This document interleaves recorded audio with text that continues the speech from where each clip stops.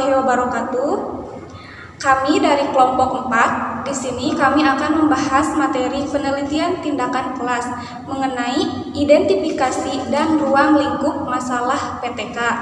Nah, kami beranggotakan 3 orang. Yang pertama, saya sendiri yaitu Siti Hidayatul Hasanah. Yang kedua, ada saudara Wahfiudin. Yang ketiga, ada Khadijah. Nah, di sini saya selaku pemateri pertama akan membahas materi mengenai ruang lingkup masalah PTK. Nah, kita ketahui sendiri bahwasannya dalam setiap proses pembelajaran tentu saja menemukan sebuah permasalahan. Namun, dalam permasalahan tersebut tidak semuanya dapat diselesaikan melalui penelitian tindakan kelas. Karena masalah yang dapat dikaji dalam penelitian tindakan kelas itu haruslah layak dan berada dalam lingkungan pembelajaran. Nah, setidaknya terdapat 5 kriteria yang harus dipenuhi ketika seseorang akan mengangkat suatu masalah tersebut melalui penelitian tindakan kelas. Nah, kelima kriteria tersebut yaitu yang pertama, masalah berasal dari kelas. Nah, masalahnya itu haruslah berasal dari kelas.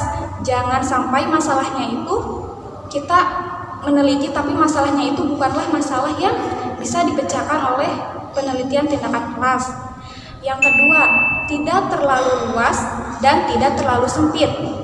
Maksud tidak terlalu luas yaitu jangkauannya itu tidak terlalu luas. Misalkan ada suatu permasalahan di suatu sekolah yaitu nilai ujian nasionalnya itu pada rendah. Nah, nilai ujian nasional yang sangat rendah itu tidak dapat diselesaikan melalui penelitian tindakan kelas. Mengapa demikian? Karena itu tuh merupakan suatu permasalahan yang sangatlah besar untuk dipecahkan melalui penelitian tindakan kelas. Terus juga dalam masalah tersebut itu dipengaruhi oleh banyak hal yang berkaitan dengan seluruh sistem pendidikan nasional. Nah, sedangkan masalah yang tidak terlalu sempit. Nah, masalah yang terlalu sempit misalnya masalahnya itu menyangkut nilai menyangkut peserta didik itu sendiri. Misalkan ada satu orang peserta didik dia itu yang sangat lambat dalam belajar. Nah, masalah tersebut itu terlalu kecil untuk diangkat menjadi masalah penelitian tindakan kelas karena hanya menyangkut satu individu. Sementara masih banyak masalah-masalah yang menyangkut kepentingan sebagian besar dari peserta didik itu sendiri. Yang ketiga, dilandasi dengan data otentik. Jadi ketika kita akan meneliti suatu masalah, kita itu harus mempunyai data yang otentik. Jangan sampai kita hanya berangan-angan atau hanya menebak-nebak saja tanpa dilandasi suatu data yang nyata, yang real. Yang keempat, ada kemungkinan untuk diselesaikan melalui tindakan kelas.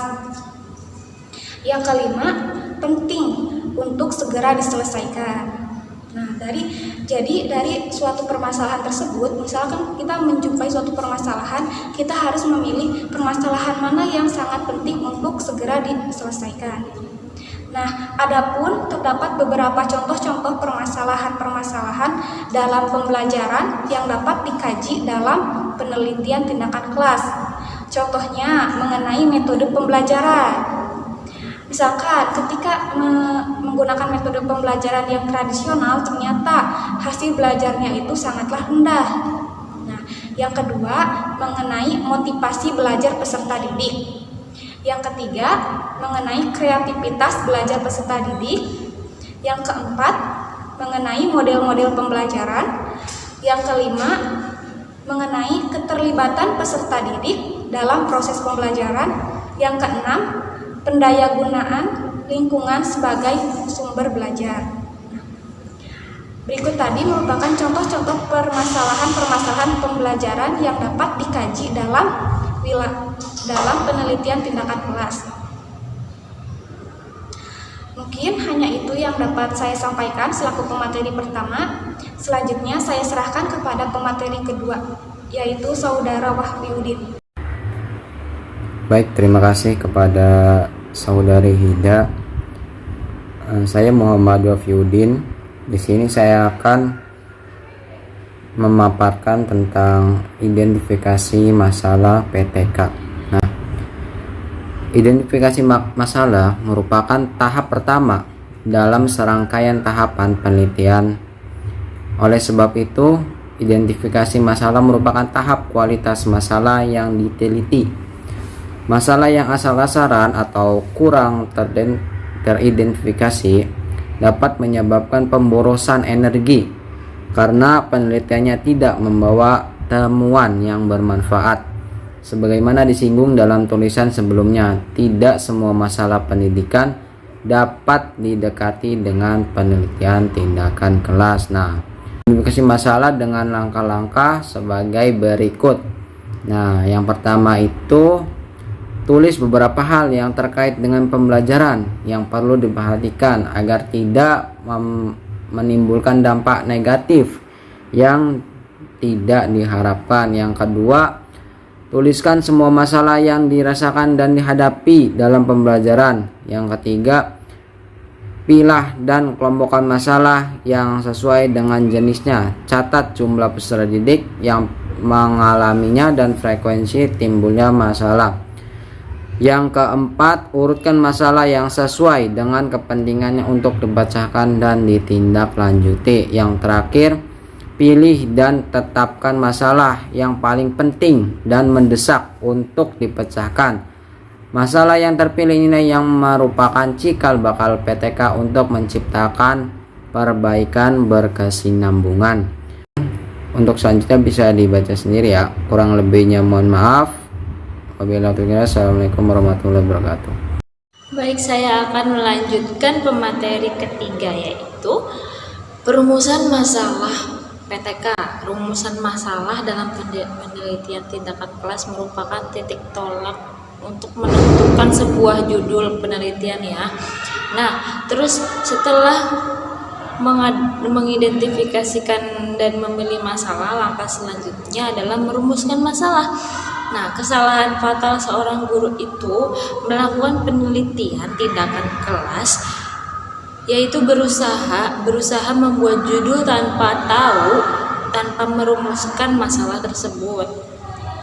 Upaya yang dapat dilakukan untuk mengenali situasi tersebut adalah dengan mengenali terlebih dahulu berbagai fakta yang ada, terutama problem yang terjadi saat itu, dengan berpijak pada fakta yang ada di kelas. Selanjutnya dipikirkan bagaimana seharusnya situasi itu dengan cara mencari penjelasan berdasarkan suatu teori ilmiah tertentu.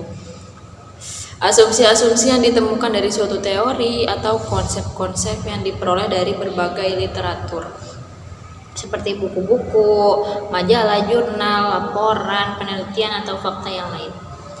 Dengan pengenalan terhadap situasi problem dan gambaran yang diperoleh mengenai rumusan masalah, mencerminkan pula variabel-variabel penelitian.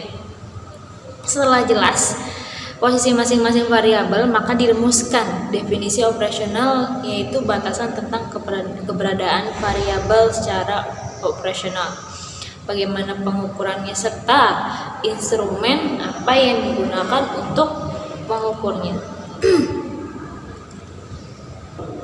Nah, dalam membuat rumusan masalah terdapat beberapa patokan yang perlu diperhatikan oleh kita semua ya teman-teman. Yang pertama itu, masalah hendaknya dirumuskan dalam bentuk kalimat yang padat dan jelas. Terus yang kedua, rumusan itu hendaklah khusus, padat, jelas, tidak perlu umum. Contoh, apakah karakter Menteri Kabinet tahun 1985 sampai 1990 mampu mengingatkan memotivasi belajar di kelas? Atau bisa juga apakah metode cerita atau ceramah itu mampu meningkatkan motivasi belajar siswa di dalam kelas? Dan juga rumusan itu hendaklah memberi petunjuk tentang kemungkinan mengumpulkan data dalam rangka menjawab pertanyaan-pertanyaan yang terkandung dalam rumusan-rumusan itu. Terus yang terakhir, menghindari rumusan masalah yang terlalu umum dan terlalu argumen. berargumen mengandung emosi, prasangka buruk atau unsur-unsur yang tidak ilmiah. Contoh, berbulan madu di Pulau 9. Nah, seperti biasa, dengan mengemukakan rumusan masalah itu perlu diperhatikan 5W dan 1H ya, di mana di situ apa yang dipermasalahkan, siapa yang terlibat dalam objek masalah, terus di mana permasalahan itu terjadi gitu. Terus yang keempat, kapan terjadi masalahnya, dan yang terakhir bagaimana penyimpangan dan berapa besar penyimpangannya gitu. Nah, berdasarkan uraian yang tadi saya sudah jelaskan, dapat disimpulkan bahwa rumusan masalah merupakan bagian yang sangat menentukan dalam penelitian tindakan kelas. Karena itu, perumusannya dilakukan secara cermat dengan memperhitungkan berbagai hal yang memungkinkan bagi terwujudnya suatu rumusan yang baik. Nah, sehingga dapat memberikan arah yang jelas bagi peneliti dalam kegiatan atau langkah-langkah selanjutnya dalam suatu penelitian tindakan kelas. Nah, saya di sini akan memberikan contoh rumusan masalah PTK yang pertama. Apakah melalui diskusi kelompok dengan topik yang bervariasi siswa kelas 7 SMP akan aktif dan kreatif? Lalu yang kedua, apakah pembelajaran dengan saling mengoreksi dapat meningkatkan minat belajar dan prestasi belajar siswa? Lalu dilanjut yang ketiga itu, bagaimana menerapkan metode tutorial sebaya untuk meningkatkan kompetensi siswa di kelas 8 SMP?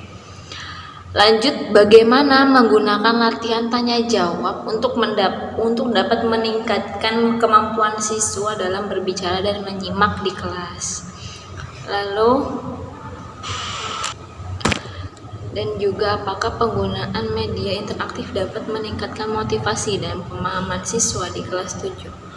Dan juga ada bagaimana menerapkan model pembelajaran berbasis masalah untuk meningkatkan kemampuan pemecahan masalah fisika kelas 10 contoh.